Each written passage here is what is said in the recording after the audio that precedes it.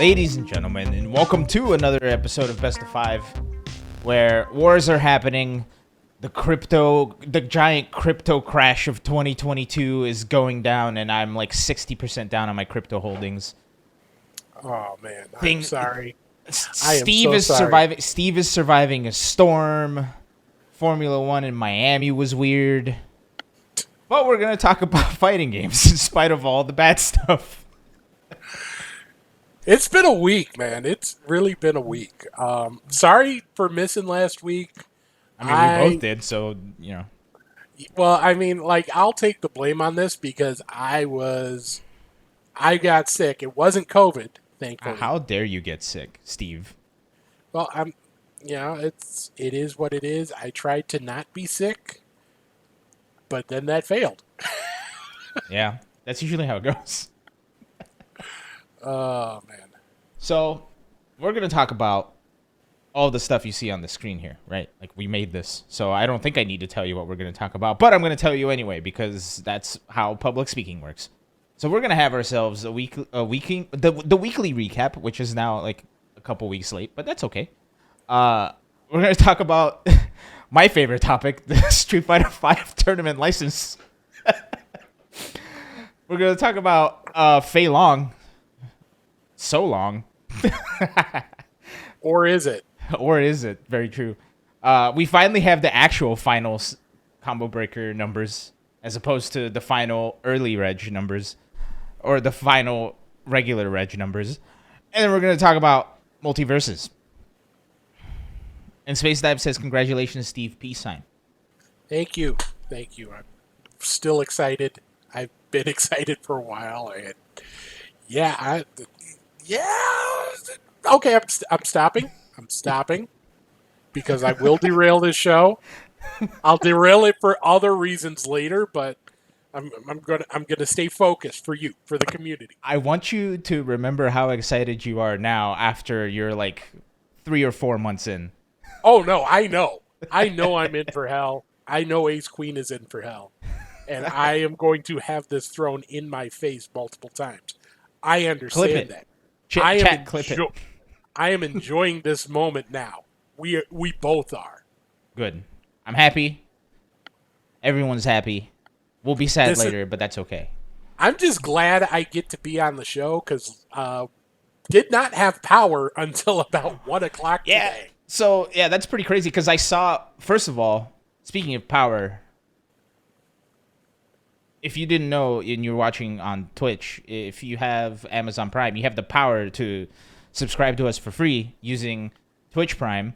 So if you have Amazon Prime, you automatically get Twitch Prime. You just click the sub button and then you click subscribe for free. So go ahead and do that. You might as well do it here because if you didn't know about it, you're going to forget about it, right? So you don't want to let that money go to waste. Speaking of subscribing, Blue for the 43 months. And there's Zemlock's. Zemlock using the Prime. That's a smart man. And or woman. And or everything else in between. Also, shout-outs to Tap2GG gifting us up to be more crazy. So, if you don't know, Blue, I always mention this, he's one of the people behind the Anime FGC News Twitter account, so definitely give them a follow. To Be More Crazy is involved with TMNT, Cross Justice League. Oh, that's who that is. Okay, sick. So, yeah, they're the community manager, and they have a couple other hats that they put on that I am forgetting at this very moment. Please clarify in the chat for me, crazy. But yeah, definitely doing work. Man. And we appreciate all the support we get. We really, really do. Man, my cheat is getting crazy. I can't wait for Combo Breaker to get like absolutely destroyed. Right, because like I haven't played this game online at all. I've just been like kind of labbing and like I can't wait to have that like demoralizing moment where I realize how good everybody else actually is. just that moment of hope. Round 1, fight, and then the hope dies. Oh man, I can't wait. I can't wait. I live for moments like that. Anyway, speaking of moments. Over the last couple of weeks that we haven't been here, there were a lot of tournaments that happened. And that means that, Steve, we're going to have to recap some of those tournaments that happened. Are you ready? I am as ready as I'll ever be. Okay, here we go. I'm going to hit the button. Hopefully everything works this time. Everybody hold your breath. Crossed. Hold your Fingers breath. crossed. Hold your breath.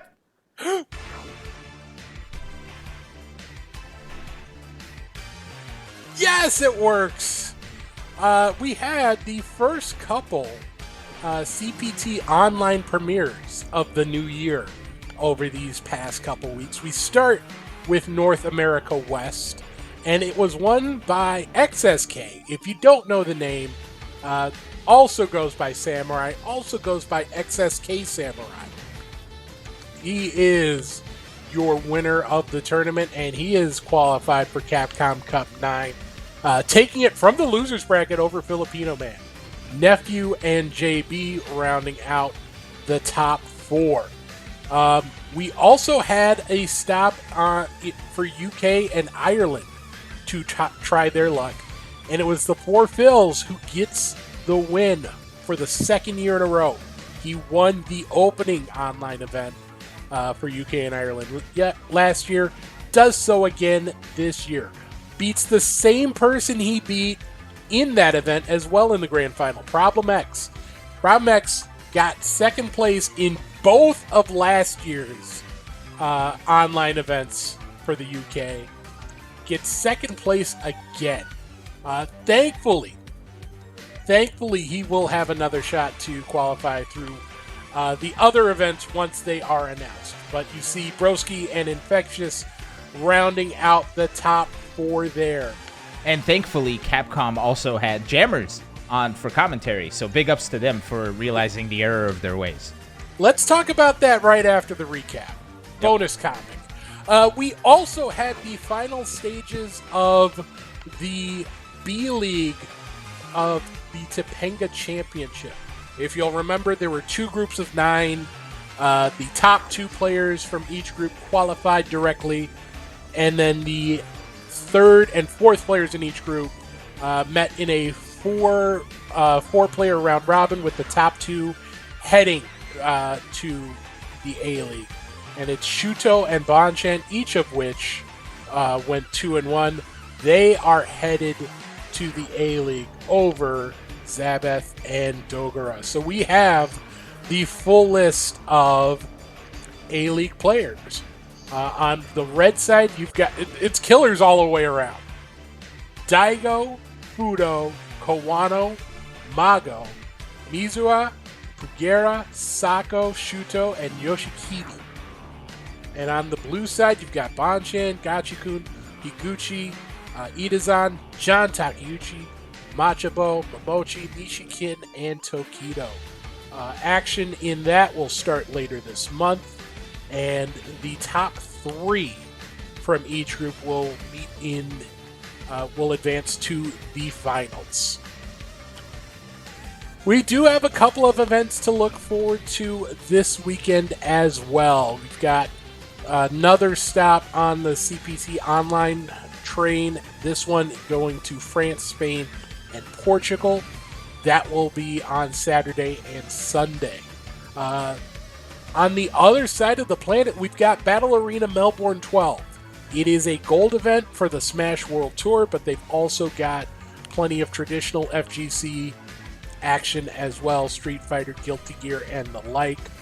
You can check it out on those 4 channels listed below. And that is our weekend recap.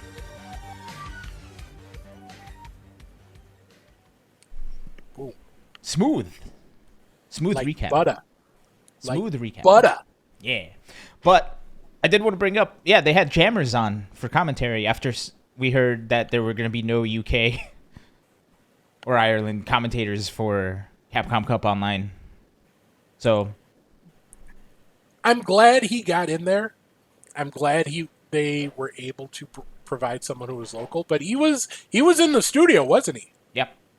Yeah. So they brought him over. Mm-hmm. So I don't know if they were very specific about saying no, it's no UK based, or if somehow they just told they just told Logan Sama that they weren't going to use him, and he extrapolated that out. The other weird part about it for me was that they hyped him up as a mystery commentator. Mm-hmm. So I would think, like, you want to get some good press, get that name out early. Yep. I also think it feels so counterintuitive to fly someone from the UK to the US to commentate a UK tournament. But hey, that's the world we live in, right? It's, like I said, there's a benefit to having everything in that studio. And if that's the way they want to go, that's the way they're going to go. It just seems...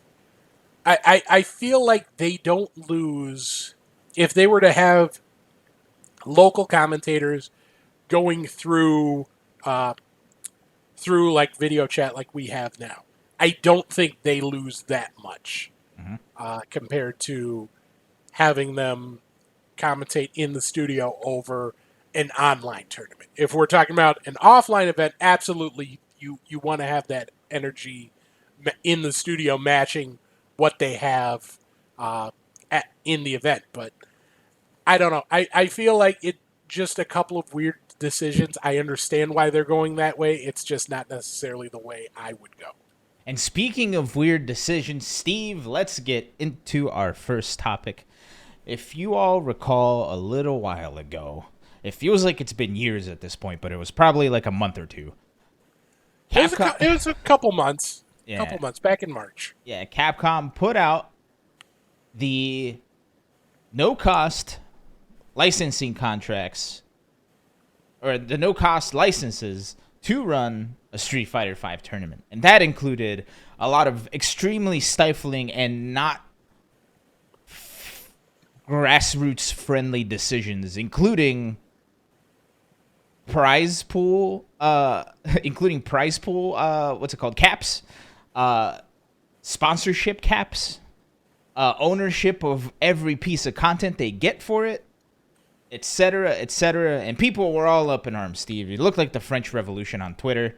Everybody carrying pitchforks, and they were getting the guillotines out and putting them in town square. To be fair, that happens a lot. Yes. Only on Twitter, though. Because as soon as it gets to real life, everybody is like just muttering under their breath. All other social media is fine. Yeah. Facebook doesn't happen. No, at Facebook, it happens, but it's like hidden. Right? Like it's hidden. And as far as real life, everybody just mutters it under their breath. Reddit, I don't go on Reddit, so I'm out of the loop for that one. You don't? Nope. Oh my God, you're missing so much. You're missing so much. I've only heard like the bad things about Reddit. That's why I'm not on there. There's like hobbies, porn, interesting discussion, porn, advice, porn. I'm missing something. Adult material. Mm-hmm. Yeah, that's the one. Okay. Yeah, sounds like I'm doing a good job staying off of it then. However, Steve. Oh, man. It looks like the revolution worked, right? Like they got the horses to draw, to quarter. What's it called? Like drawing and quartering. Matt, the street writer, and everybody else in the Capcom legal team for writing those things.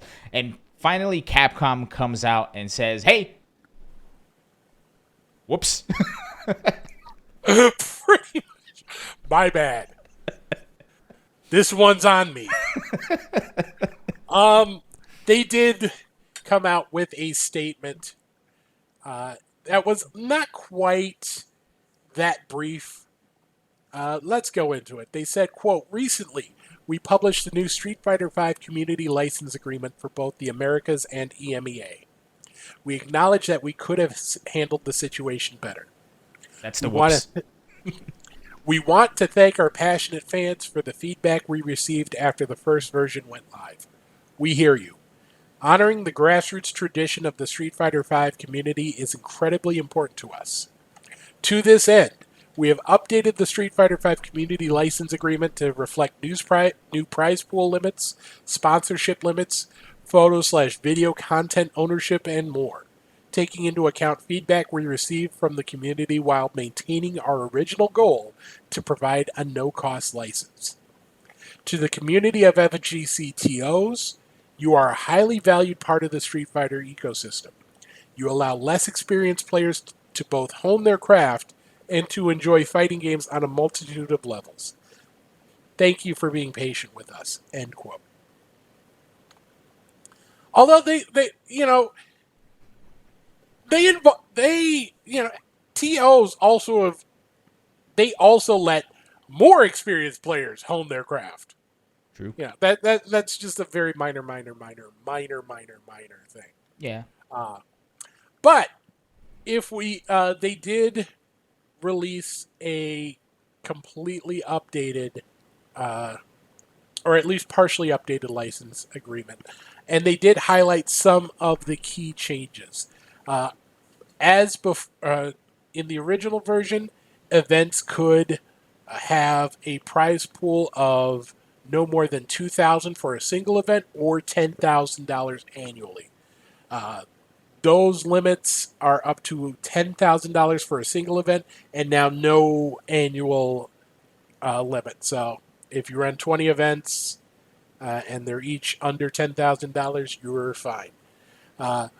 They upped sponsorship caps slightly from $5,000 for a single event and $25,000 for a year to $6,000 and $30,000 respectively, which is odd.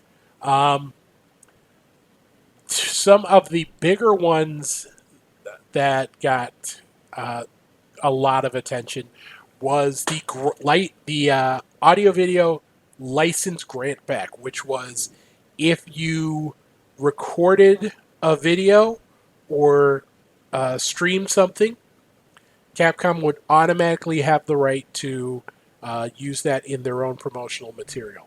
That clause is now gone.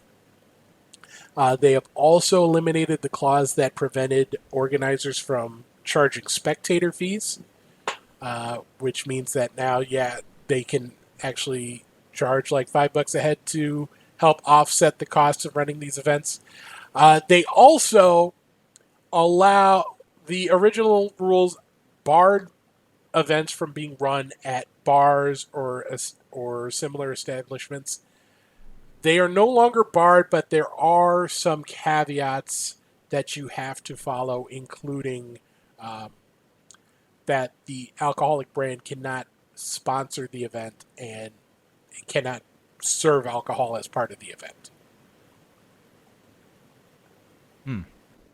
So, Yeah, I think the biggest issue I had with it, aside from the prize pool caps, granted, I think this is for like the free license, right? And everything above that, and they have licenses that are above this that they probably work out with. So, the like bigger your events. combo breakers, your Evos, your CEOs would be on a separate type of agreement that includes a lot more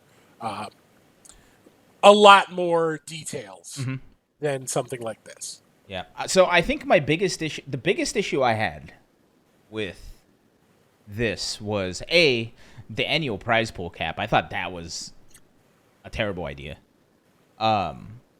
Mostly because it's like, why would you want to like cap growth, right? Like that's how that felt. And I guess like maybe there's like some legal that I'm not even thinking about. Sorry for cursing. Maybe there's some legal stuff that I'm not even thinking about that like influenced that decision. Something that still bothers me is like the sponsorship cap too. Like having like the annual sponsorship cap, I think is kind of eh. But the big thing was that they wanted to take ownership of content that was created at these events, right? Like if you took a photo of like a tournament, Capcom automatically owned it, right? It wasn't even just a rights thing. They were like, yeah, this is ours. No, they weren't claiming ownership. They were basically saying, as part of this event, you are giving us the right to use these photos or use these videos in our promotion. We're not ownership of it, but basically a license to use it. Okay. It's been a while, so maybe I could totally be wrong. Yeah. And I'm down to being wrong. when you talk about sponsorship caps and prize pool caps, what I believe they're trying to do is at some point they have to draw an arbitrary line between what is a small event and what is a big event. Mm-hmm.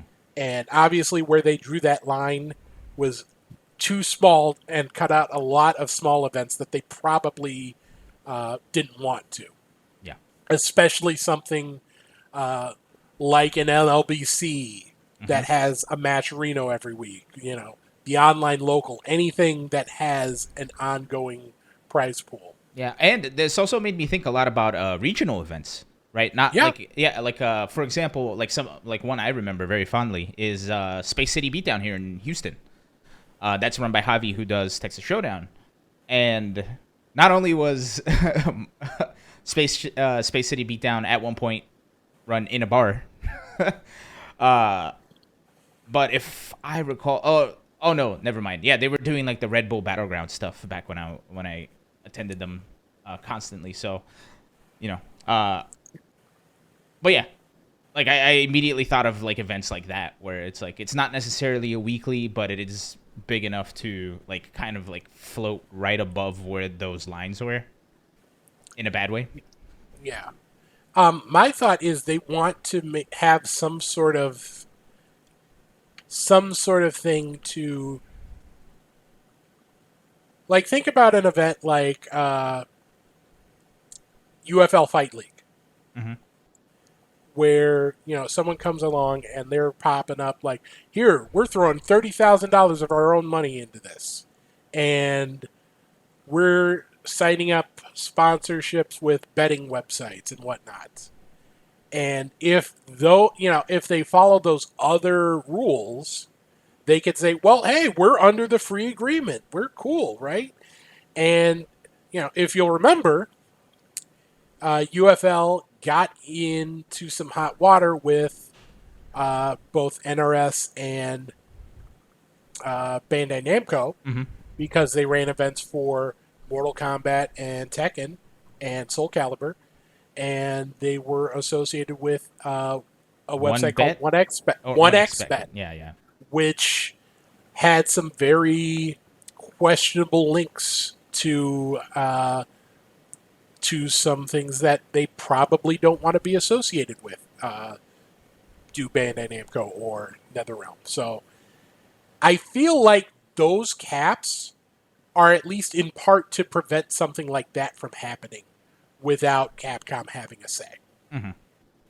Yeah, and you know what's really funny? I just thought of this. I don't know why I haven't thought of this before. I think the bright side, right, to having an agreement like this, that I honestly did not think about until just now is, do you recall a while back when we had tournaments that wouldn't pay players? Like, it was just like scam tournaments where they were like, oh, look at these great tournament, and then like people would go, they were like, oh, we have a $100,000 pop bonus, something, and then after the tournament happens, that's it. Like, nobody gets paid, nobody does anything, and they just disappear, right? I don't think this will do much about that. Well, if they're having to get this license from Capcom to do it in the first place, I think that's one step so that Capcom can be like, hey, something's wrong here. If they're going to be worried about following the rules enough to get the license from them, they're probably going to have their other ducks in a row. Yep. It's more the fly-by-night tournaments that wouldn't necessarily dot all these I's and cross all these T's, and those are the ones you have to that you would probably have to worry about. Plus, the responsibility for payout doesn't fall on Capcom either way. Right. So if they say, "Oh, we ain't got no money," see ya, they're gone. Yeah. Z, the CEO in chat, asks if this impacts the Middle East as well. Yes. These agreements that were updated were specifically EMEA, which is Europe, Middle East, and Asia, and the Americas. What's left? Asia. EMEA? EMEA. Europe, Middle East, Asia? Asia. Or Middle East, excuse me, Europe, Middle East, Africa. I Oh, apologize. okay. Got it. Okay. That's my Cool. bad. Cool. Yeah, I mean, look, I think with something like this, as arbitrary as it is, I think it does. And like, I'm trying to remember the name of the tournament that did that. I think it was like the year before the Capcom Cup Doomsday Clock countdown scandal. Where they didn't pay out. Yeah, it was like a I big mean- tournament that nobody had ever heard of, but everybody went because the prize money was good, and then nobody got paid. Are you talking about VXG? Yes. Yeah. So with that, like I remember at least one of them with the Smash tournament. They guaranteed or they announced a prize pool, but then after players were there, they threw in a minimum player requirement that wasn't there during the sign up. Yeah. So they were trying to go through, like, asking anybody in the venue to sign up to try and get it over the. Mm-hmm. Yeah. But, like I said, Yeah. those events, unfortunately, are still going to exist because that's not under Capcom's purvey. You know, they can control.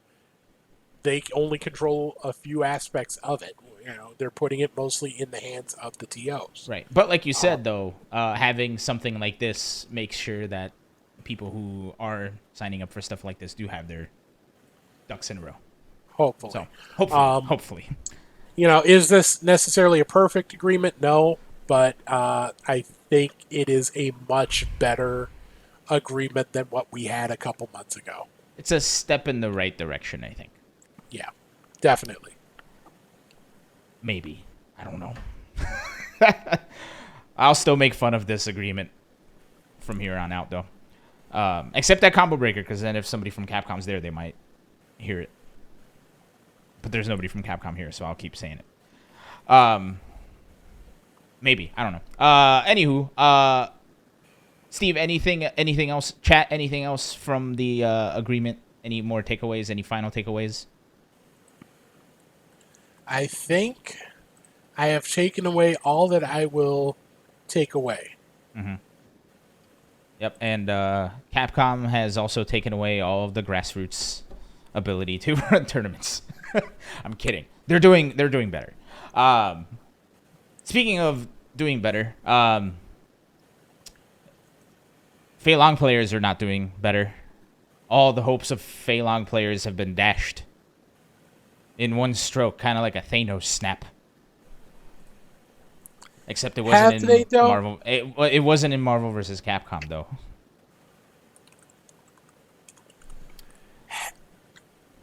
Have they though? Because we're going to have some.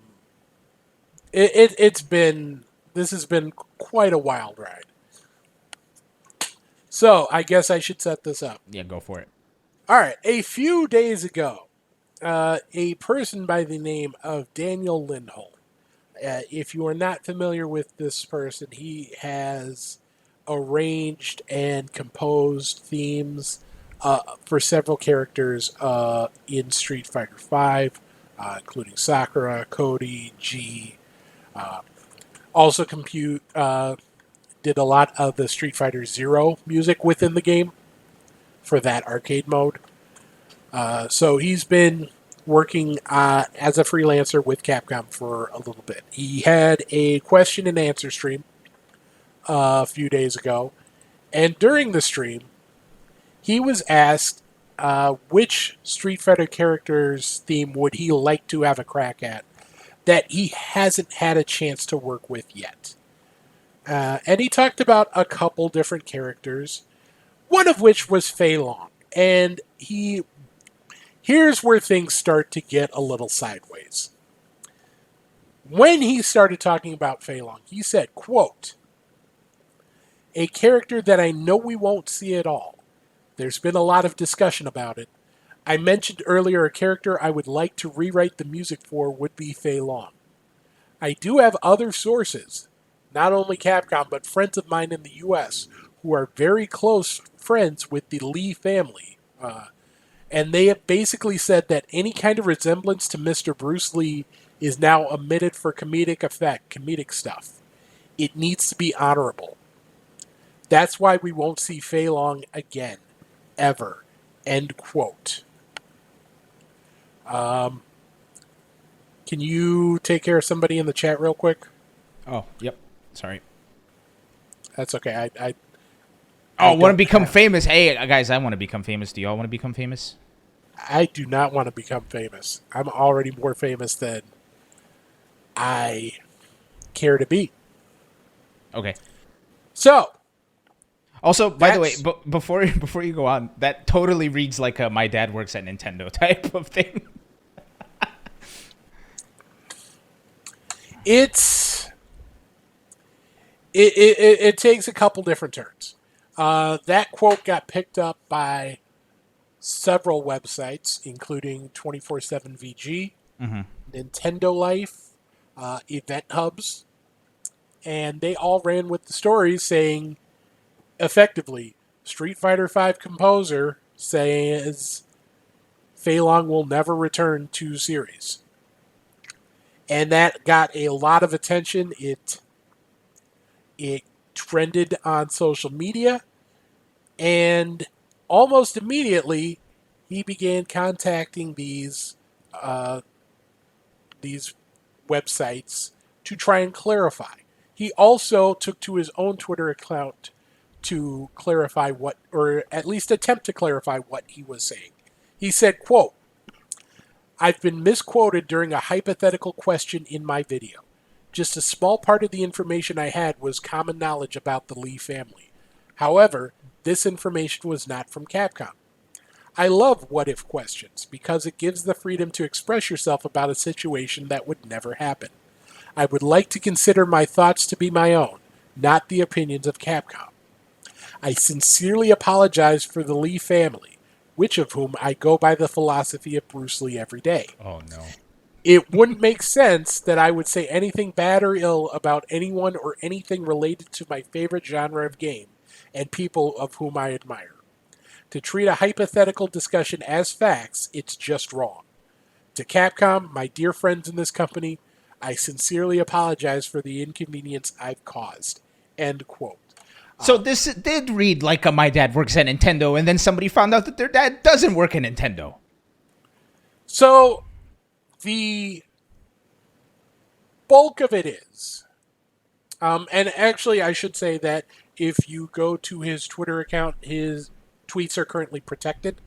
So you must be a follower in order to find them. The video, the archive of the Q&A session, he has deleted as well. He's said that he's been taken out of context. That the bulk of his issue is that he says that what he said was an opinion and it wasn't fact. And his sources were not from Capcom, and that the articles were trying to say that he effectively represented Capcom. One more quote on this, and I think I gave you. I re-uploaded the image on this one Oh, because I think this one's a little corrupted. If you want to pull it up, sure. the third one. This is from Shannon Lee, Yeah, who yeah, yeah. Hold on. runs. Oh, I have the other one. Is there something wrong with it? No. Yeah, I like the other one. We're good. Okay, so go ahead. So in response, yeah, see that's it. The graphic got corrupted. It looks nice. I like it. All right, that's questionable, but so Shannon Lee is Bruce Lee's daughter. She runs the Bruce Lee Twitter account and is also part of the Bruce Lee family company. In response to someone asking about this on Twitter, she said, quote, "We never made any comments of this nature. We have no idea who Daniel Lindholm says his close friends of the family are, but his comments are entirely false surrounding the Bruce Lee family." Oof. End quote. So Also, Daniel Lindholm, he said that he was, quote, blackballed from Capcom, that he is no longer going to be working with them for future projects. So, Play how stupid do you games. feel about all this? Okay, look, About all this? I feel like Daniel Lindholm did the "my dad works at Nintendo" thing, got caught, tried to play it off, and is now reaping the fruit of his own labors. Because look, here's the thing: he claims it was a hypothetical question, and he didn't say any fact. However, the wording of his quote, as you said, was, "That's why we won't see Fei Long again ever." And I do have other sources, not only at Capcom, but friends of mine who are very close to the Lee family. My dad works at Nintendo, right? I said this like as soon as he read that, I was like, this reads like a "my dad works at Nintendo" thing. And it's hilarious that it totally plays out exactly like that.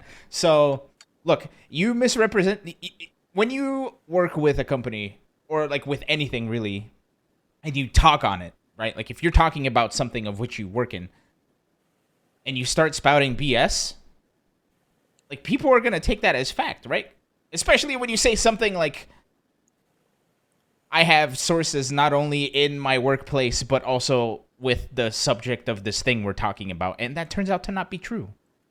So, Well, here's the thing. I've got several thoughts on this.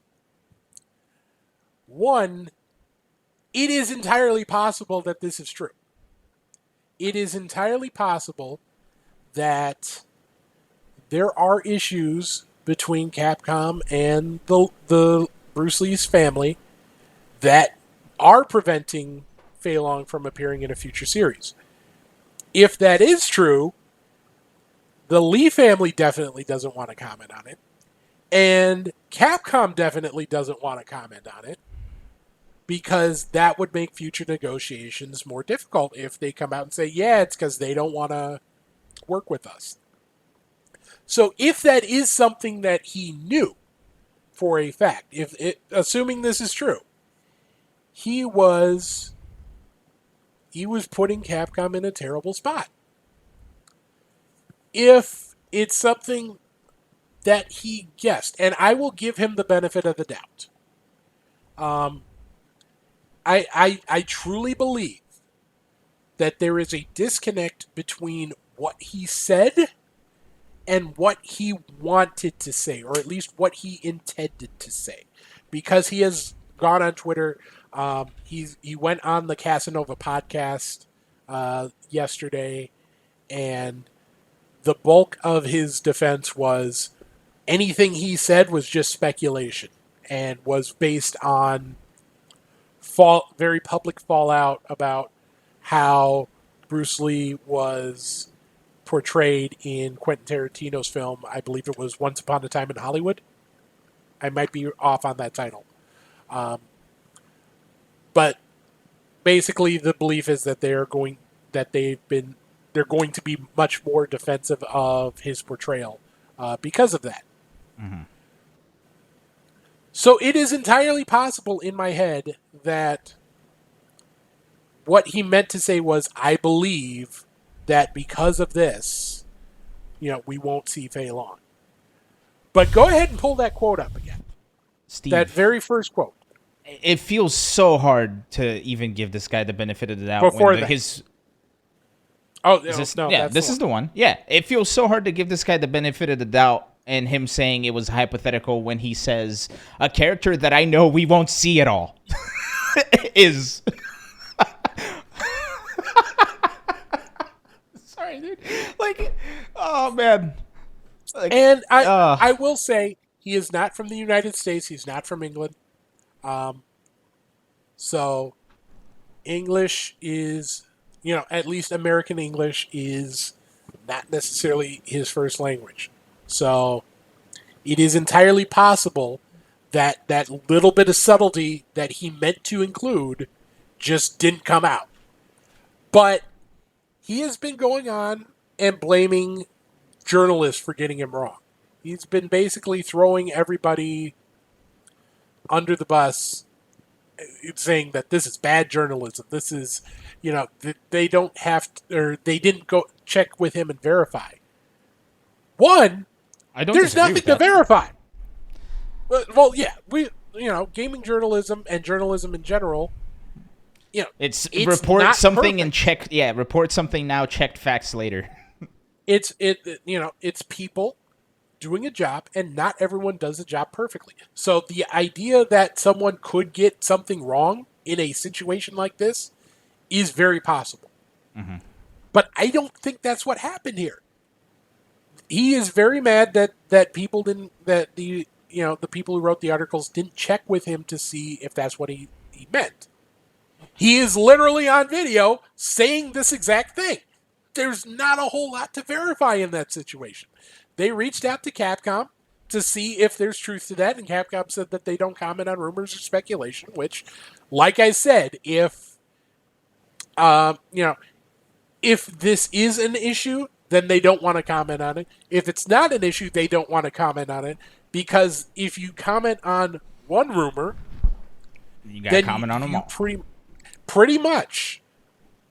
So I feel like he screwed up, and instead of saying I screwed up, he's been saying they screwed up. Yeah. And he's been very adamant that he was misquoted. He was not misquoted. He's on video saying the thing that he was quoted for saying. It's Look, just very, very frustrating. I wish the Capcom PR team that did the Street Fighter V license announcement worked with this guy just to get him to be like, hey, whoops, right? Like, that's all he needs. Because, like, look, Gets a call from Street Fighter like, dude, we're gonna need you to come into the office. We've got this statement. We just need you to sign. Don't add any words to it. Just sign. Just sign it. He posted it on his Twitter. It's that same blue background. Oh man, look. At the end of the day, like, I think I can understand when like you're like getting interviewed about something and you kind of are like the figure that people are focusing on, that you like try, like you just get lost in the moment, right? And then you make up some that you look back at and was like, damn it, why did I do that? I got swept up in the moment. I get it. That happens. But at this point, like, he's got to admit he done messed up. He done goofed. He done more than goofed. And like his, oh man, like his not, I would read his non-apology one more time.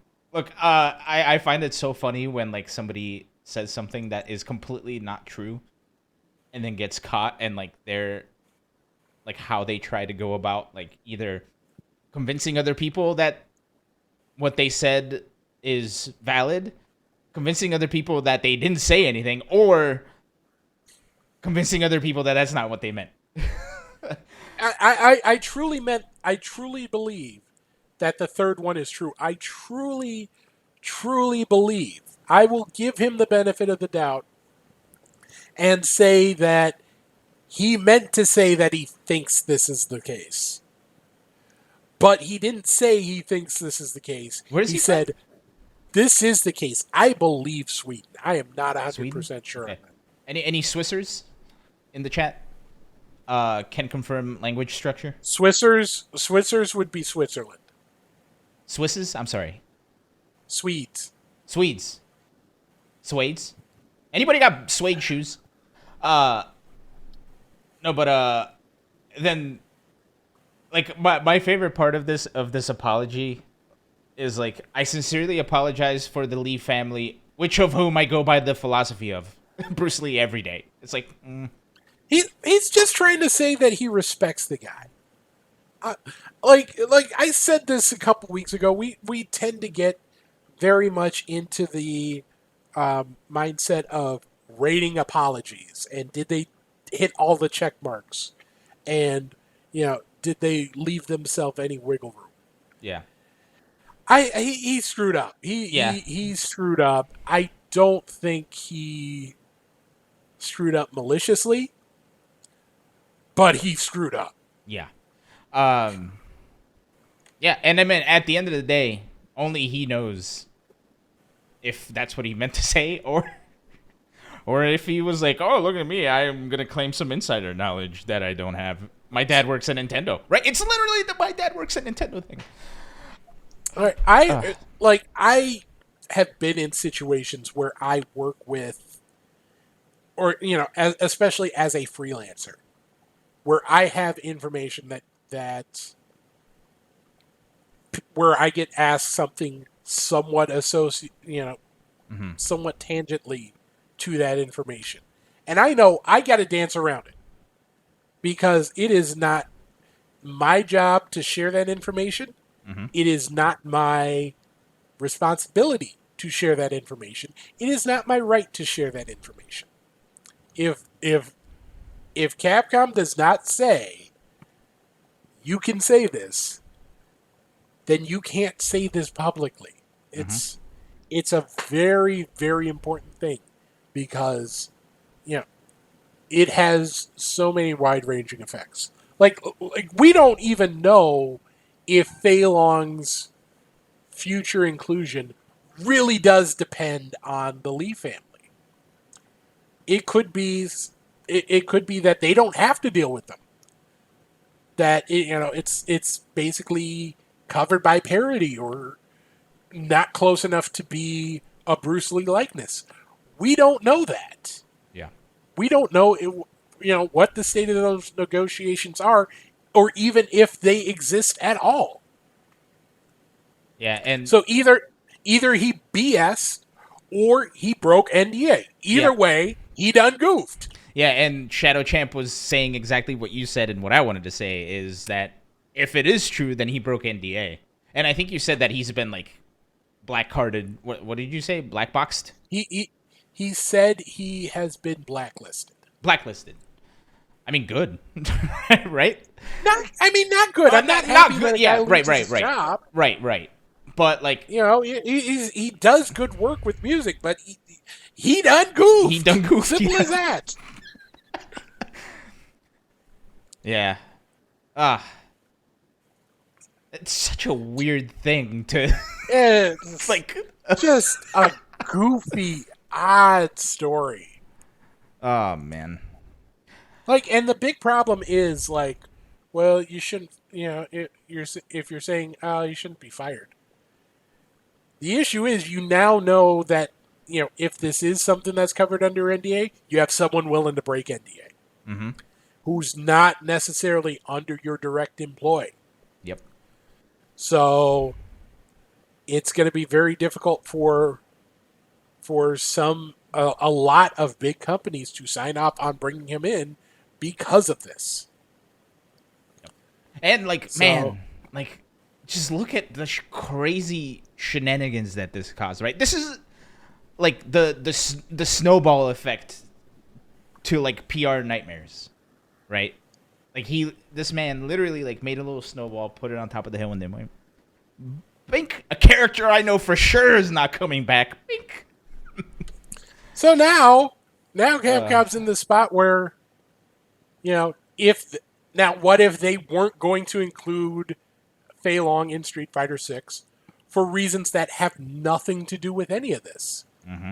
Now, this cloud, it's because of the Lee family not signing off, or they didn't want to pay the money to get the Lee family, they're cheap.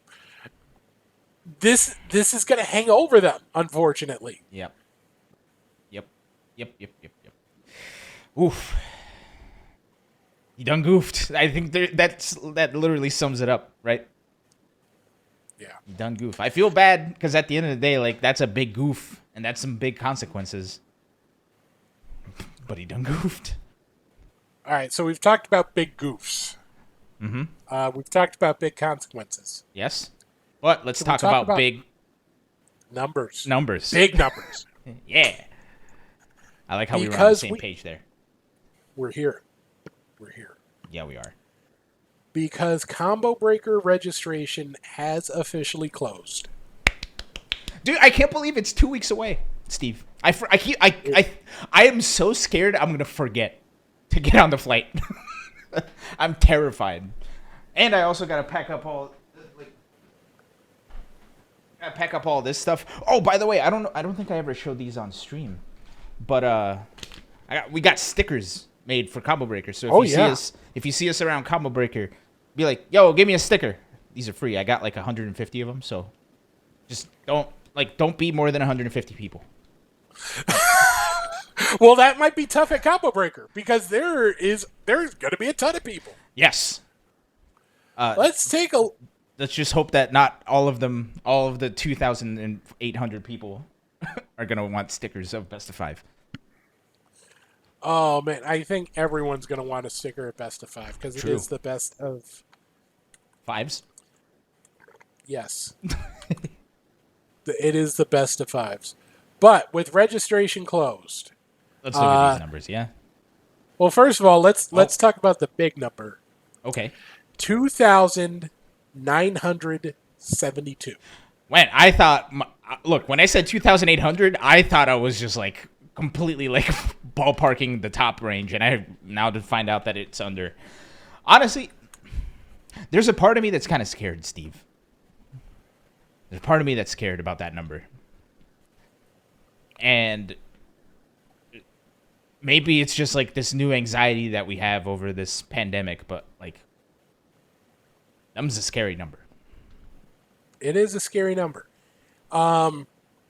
Interestingly, that number is down a little bit from Combo Breaker 2019, which is kind of expected a little bit.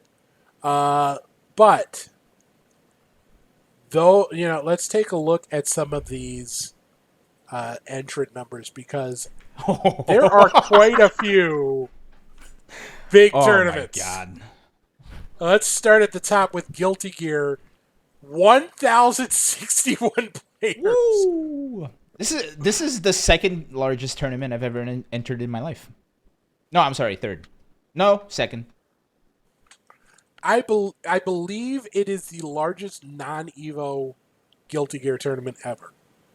Mm-hmm. At least single site. There might be like some of the online ones through PSN that have gotten bigger.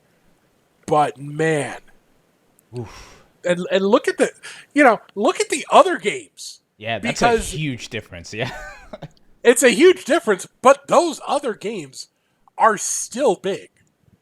Yeah. KOF, 620 players for KOF. Yep, that is absurd. 560 game players for Tekken 7, a game that is like 7 years old now, and hasn't received anything. Not even like a, hey, we're doing stuff from the developers for about a year now. Yeah. Dead Game, supposedly, still getting 500 plus coming out to Combo Breaker for it. Street Fighter V over 400. Smash Ultimate nearly 400. BB Central Fiction. Dude, people 267. Now the Blaze Blue community always shows up for Combo Breaker. I always see like a lot of really good Blaze Green happening at Combo Breaker. Straight up. I can't wait. I will to compare it to 2019 if I can find the exact number. Sorry. I thought I had it up. So BB Tag had 191 at Combo Breaker 2019. An older game getting significantly more entrants. Hey, this is the power of rollback. Yep, I was about to say, do you know why that's up there? Rollback, baby. You make your game easier to play, more enjoyable to play. Guess what? People will play it. It's crazy, I know. Yeah. The power of rollback. Please let this be the final nail in the coffin for game developers to put rollback in their games, please. Oh, my goodness. But let's keep going. Melty, 250. How about Mystery Game reaching the cap, right? It's at 256 because that's the cap. That's the cap. That hit the cap in an hour. Yeah, no cap. Deadass no cap. That's the cap. Not the recap, but a cap. If that game was not capped, honestly, it'd be well over. It would probably be the biggest game there. How many people are going? $2,900. That's probably what the bracket would have been like. Yeah, it would have been absolutely absurd. Yeah. But yeah, like even some of these smaller games are still doing numbers. DBFZ, another dead game supposedly, 230. Doesn't even have rollback. Doesn't have rollback. Lab coat is going to be legal. Yep, the lab coat 21. That's something we did not get to discuss last week. So Rick Dehato, the co-lead organizer for Combo Breaker, tweeted out a couple weeks ago that they were considering banning Labco 21 and from DBFZ. They were also considering banning King of Team Southtown from KOF 15. Both decisions, they decided to let it rock. By the way, there is one thing. Oh, never mind. We'll get that to the end. But look, I'm a big fan of letting it rock. Right? Like, if something's busted in a game, that's the developer's fault. Blame the developers. Play the game. Play the game how they want it to be played. So there was the option of ban the character, let the character rock, or let the character rock but ban debuff. Which is, she has a lot of strong tools, but basically if you hit debuff, and it's pretty easy to do, I believe is it 14 or 18% permanent damage deduction for your opponent for the entire game. Yeah. Well, look, if Johnny's broken mist finder in Rev 2 was good for Evo, this is good for Combo Breaker. Oh man, it is. Excuse me. It is going to be. I can't wait. Crazy. I can't wait. But yeah, like Grand Blue and Uni, 190. Yeah. MK11, another supposedly dead game, 150. Nearly 150 for Third Strike, nearly 150 for Skullgirls. Marvel is going to have 130 players. KI's over 100. Like even this back row, Super Turbo, I am going to finish behind 86 other players. Teenage Mutant Ninja Turtles Cross Justice League Turbo, I'm going to finish 46th. Bet a pizza on it. Honestly, I'm so excited to just get my ass absolutely wrecked and be like, oh, I don't know anything about this game. Phrasing. It's only phrasing because you're calling it out, Steve. I think it's phrasing even if I don't call it out. Get your mind out of the gutter. For clarification, 21%. Okay, for the debuff. For the debuff, yeah. Not 14, not 18, 21. Okay, thanks, Blue. Yes, Blue. The only one that I think people would say, well, Bloody Roar is going to have 39 people there. You're going to have an actual Bloody Roar bracket. Yeah, and here's the thing. I'm kind of upset that I didn't sign up for this, and I didn't sign up for this because this was a GameCube tournament. They decided to go to emulation so everybody can use their modern sticks, and I'm kind of upset that I didn't see that and register in time. Damn it. Dang it. Dang it. I'm sorry. But look, even Brawlhalla, over 15. Brawlhalla, 16 players. That's the only one that I think people would be a little surprised about being so low. You got to keep in mind, Brawlhalla does have their very own esports circuit for one, which Combo Breaker is not a part of. And for two, most of that is on PC. And I believe that the console for Brawlhalla is PS4 in this case. Let me double check on that one. Not to mention that Brawlhalla is such a gigantic game outside of the FGC with gigantic numbers and gigantic numbers both in people participating and money being earned and given. So, yeah, it's really bizarre that it took such a crazy split from the FGC. considering it's a platform fighter. But hey, big ups to Brawlhalla though. So, yes, just to confirm, Brawlhalla is PS4 at Combo Breaker. Mm-hmm. So, Man. Even Nick All-Star but man, there is one thing I wanted to mention. I was going to mention this at the end, but I think since we're talking about Combo Breaker, I don't know if you guys saw the big announcement from Marxist this week. Is that the big update? Like, we're getting an update about the update for Guilty Gear Season 2 the day before Combo Breaker. It's on the 25th of May. And, man, if they do updates out tomorrow type of thing, that's... I preemptively, Rick, I feel terrible if that happens. And I'm sorry that I just, like, put this out into the world. I hope that does not happen. they are going to take all of the Guilty Gear Strive machines and say, do not connect online. Turn off Wi-Fi. Mm-hmm. They'll like tape it all over those PS4s. Because, God, if that happens, that would just be so frustrating. Yeah. What tournament did that happen to? Where I think it was like a CEO, where like MK. Jim Haley, where like Jim Haley was up like all night just updating PlayStations. Oh. Yeah, it's happened at a couple of events too. You know, it's just sort of like, especially like ones where you have to connect online as part of it, and it effectively forces the update on you. You got to play it. Yeah.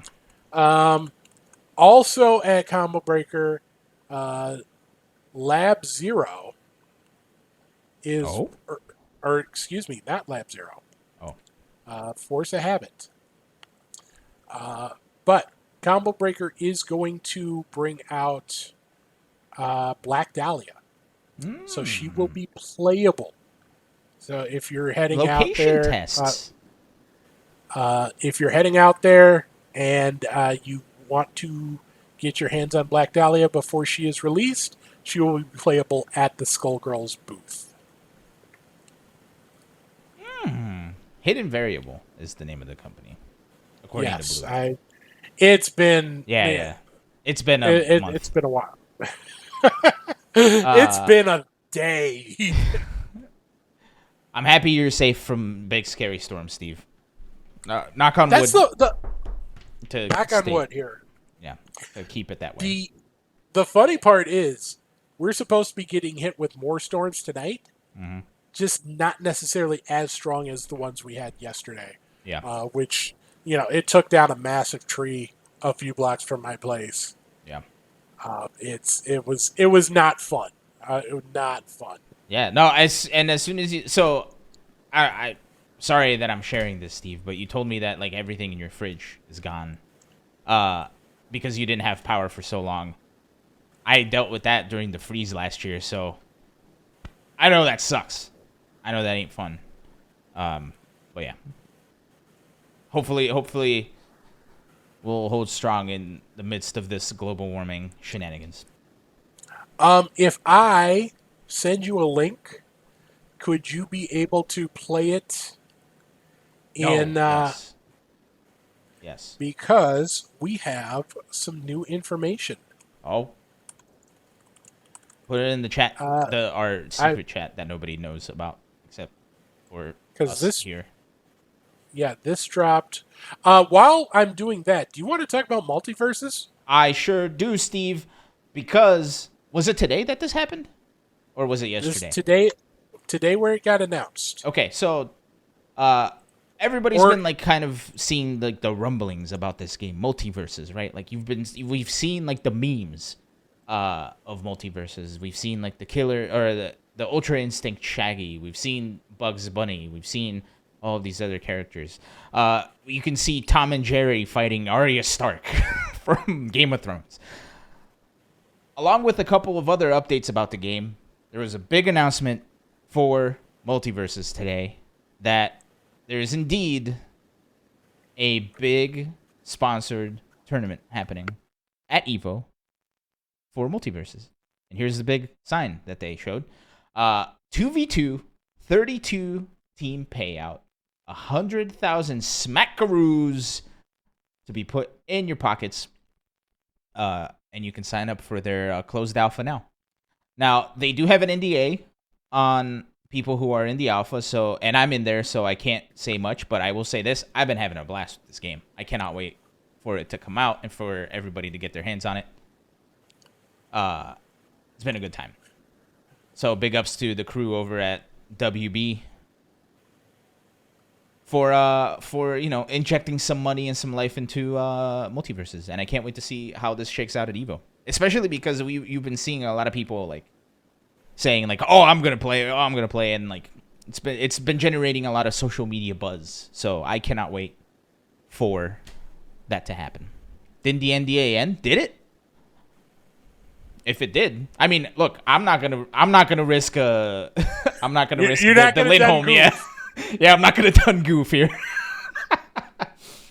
Oh man, but yeah, it's an interesting game, and I can't wait for everybody to get their hands on it to see what comes out of it, because I'm excited.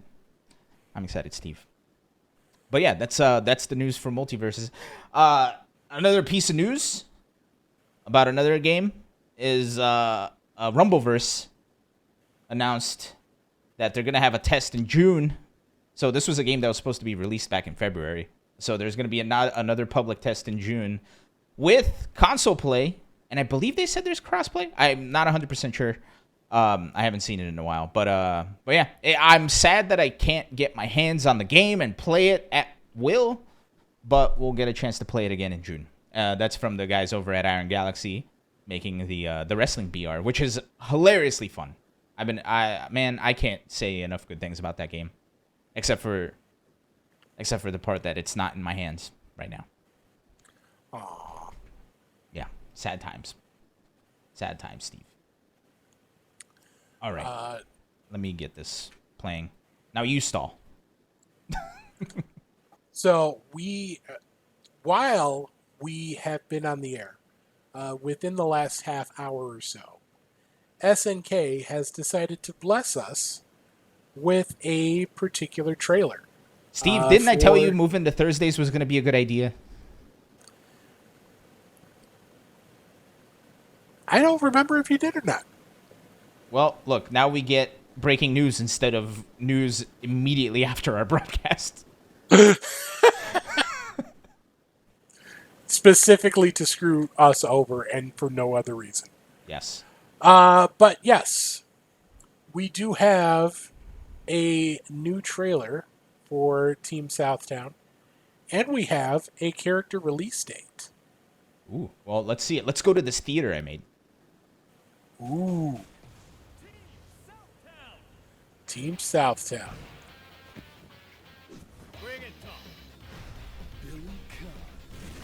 Billy Khan.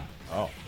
Ignore the YouTube thing. I'm trying to get it out of there, but it's just not working. Kane from America, pronounced Khan. Mm-hmm. Like Genghis Khan. I disagree with that, but you know. Billy looking nice. Oh man. This guy. UG. Hold on, I'm sorry. Okay. Oh no. There we go. YouTube. There we go. I got the thing out of there. Dude, what have people been calling this team? Team Drip? Team Drip, yeah. Dude, they all look really good. Yeah. Swagger on 100,000 million. I don't think. Sorry, that looked really cool. Like he's just like getting. It's like a Twitter argument. He's just getting more and more pissed at nothing. And like, have we ever seen Geese wear a suit?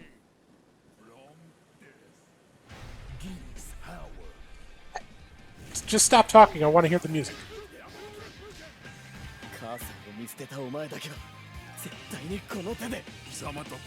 God, this song goes hard. Dude, the Tekken version of it's amazing. It really is. It is very hard to do a bad version of this song. True. But Oh, there is the regular dress up. Also, I'm kind of hoping that what they showed with Rock Howard there is like if you get like unique intros for rivals and stuff. Pow. Damn. Team Drip. Oh, special bonus, extra costumes included. Okay, let's... May 17th. With balance patch, with character adjustments as well. Right before Combo Breaker. I will say this. I got the country of Billy Kane wrong. Or Billy Khan. Excuse me. He's from the UK. Yeah, thanks to Tag Manning in the chat. But if you watched Spurs versus Arsenal today, there was a guy who got 2 goals.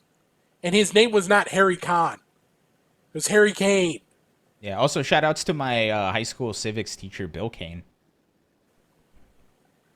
Not Bill Khan. Not Bill Khan. Not Bill Khan. Cool. Look at this. We finally have... Look, I think King of Fighters is the only... No, Guilty Gear was doing it, but they ran out. But, like, these are the only silhouettes we get to be excited about. Sorry, it's over here. These are the silhouettes we get to be excited about. These are the only ones. There's nothing else that we're waiting for. There's no more silhouettes. Until they probably announce it for the Guilty Gear thing on the May 25th.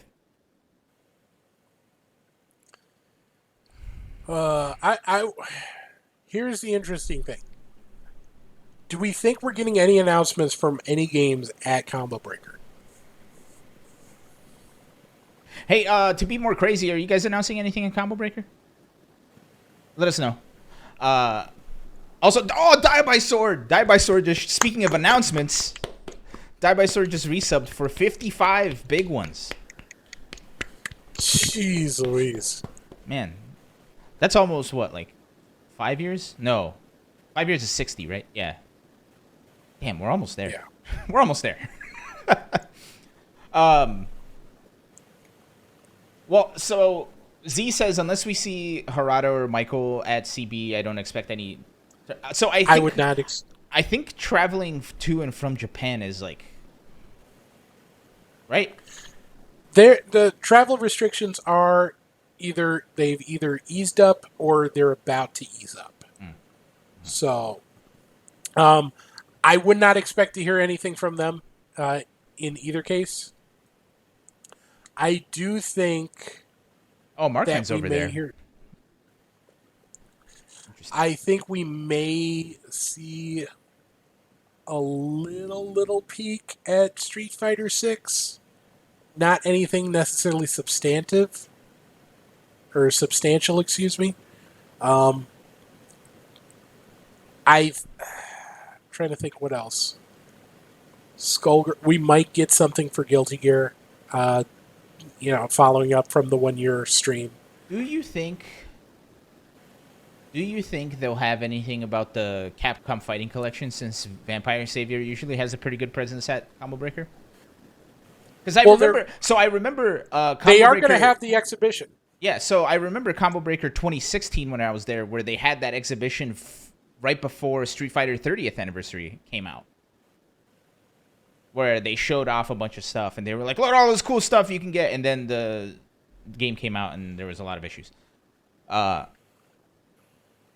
honestly, yeah, Mean Scene brings up a good point. Maybe Guilty Gear, because they have, like, the announcement thing on the 25th, so maybe it's the announcement of an announcement. It's like, hey, look at all this cool stuff, and we have something happening at Combo Breaker, right? Especially because... Very possible. Because if you remember, when they were announcing the initial characters for Strive, they did a lot of stuff at big events, right? Like, I remember Faust got announced at Frosty Faustings. CEO got an announcement. Who else got an announcement? Like, Evo got an announcement. Did not Fall Classic. Final Round get something? I believe Southeast Asia Major got one. Yeah, so maybe. Maybe. So it is possible, but there isn't, as much of a trickle of characters coming to announce now as there was there. But Yeah. I wouldn't discount it though. Yeah. Because like I think the reason they're having that big thing is because it's the 1 year anniversary of Guilty Gear. So maybe it's just a coincidence that it lines up with being the day before Combo Breaker, or maybe there's some breadcrumbs that I have not found yet. Maybe I'll go looking. Yeah, but Steve, We've got one more regular episode, and then we're going to be on location. provided I don't forget that I have to board a flight and go. Let's hope that doesn't happen. You know what I'm excited about though? I kind of splurged a little bit. I'm going first class, baby. Uh-oh. We're flying first class. I even get breakfast. Like, I can choose what my breakfast is before I hop on the plane, and they'll have it ready for me. That's true privilege right there. Dude, I am taking a train. I'm staying close to the ground the entire time. My rear end from when I leave this place to when I arrive at the hotel will not be more than 8 feet above the ground at any point. I'm not even going, like, if we stop somewhere, I'm not even going to the second floor. I'm staying on ground level. Wait, do trains have second floors? Yeah. This shows you how much I've ridden trains. I've never ridden a train. Like, I've ridden subways, but never a train. Yeah, the Amtrak has a upper and a lower. Oh, Or at least the one that it's the same route, but it's been a few years since I've taken it. But man, you know what's funny? I finally found the Amtrak station in Austin. So maybe I could have taken the Amtrak up there and like spent like a week on a train or something. Who knows how long? It would have been a few days. Yeah. But yeah, I think we still need to figure out the ins and outs of how we're gonna do the show, but I'm excited. I have most of everything that we need, including we have like microphones, like, and these are like look, we're sparing no expense here, because these are like, I think I showed them off before, but like we got like the real stuff here. Wait, there we go. Right, like this is like the one you see at places. That was the ASMR portion of our evening. Oh, was this really loud? I'm Are sorry. we gonna have the little box around the base with our logo on it? You know what's really funny, Steve? I looked into that. Can you guess how much one of those boxes is? How much? $200. Are you serious? Those are so expensive. And I even like tried to look for like basic generic ones, and they were still like $50 to $100. Like, nah, I'll just put a sticker on the microphone. We're good. I also got like a travel mixer, so it's gonna sound as good as it do here. Well, I probably shouldn't promise that. Ignore that promise. But we spared no expense. I even got a travel mixer so it can fly, and I'm not checking bags. This is going on the plane with me, even if I have to carry it. But yeah, it is highway robbery. I totally agree. I even reached out to Efren to see if he knew, like, if he had any sources, but like he was like, no, they're that expensive. It's like, man, might as well just get a cardboard box and like spray paint it or something. Exactly. Let's just get like a little. We can jerry rig it, but I don't know. Anyway, if you were to just an oversized PS5 controller box hanging from the. We're doing this. I don't like this idea. We have 4 minutes, Steve. We have enough time to do this. I don't like this idea anymore. Wait for it.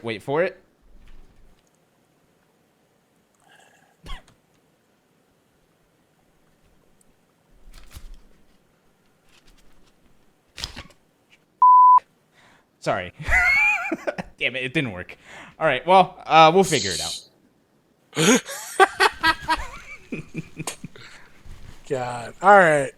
Well, Look, I am going to go to bed. yeah. Look, this was a fun episode. Sorry we missed out on last week. We can edit that in post. Yeah, sorry, Steve. Honestly, you can leave it in because it's like way at the end. Like the auto like content ID checking for curse words stops at 30 minutes. Although I think I said the S word like within like 30 seconds of the show. You did. Starting. I counted 3. Okay. I counted 3 words that I got to beep. I'm sorry. The good news is when you retire, you won't have to worry about that no more. That's the one thing I'm looking forward to. I'm going to miss every aspect of this show except getting it edited and uploaded. Like, YouTube fans, SoundCloud fans, everyone who listens to us on the podcast, everyone who watches us on YouTube, I appreciate you. I thank you for your support. You are very difficult to work for compared to get just doing this on Twitch and letting it go. So I just opened this for the first time. These feel nice. This was like $50, and like I got like the good quality one, and they're matte finish, so they're not going to be like glaring. These feel nice. You guys are lucky. I'm gonna have to get one of those. You're gonna have to give me a batch of those to hand out. Yeah. No, we'll be a combo. So again, like we'll be a combo breaker. Come say hi. If you are someone who has thought about volunteering, volunteer because they for combo are. breaker? Yeah. Oh yeah. They're gonna need it. Yeah. Yeah. Volunteering's fun. I haven't done it for combo breaker, but I've snuck it. Don't tell Rick this, but I was kind of sneaking around when they were doing like the volunteer only stuff and listening to what they were talking about. And honestly, like they're treated really, really well. So big ups to Rick and the staff, man, because they make magical things happen. And so do volunteers. So big ups to everybody. Speaking of big ups, you might get your room covered. Mm-hmm. Yeah, they're going to have a raffle. Yeah, they got tons of raffles. It's wild.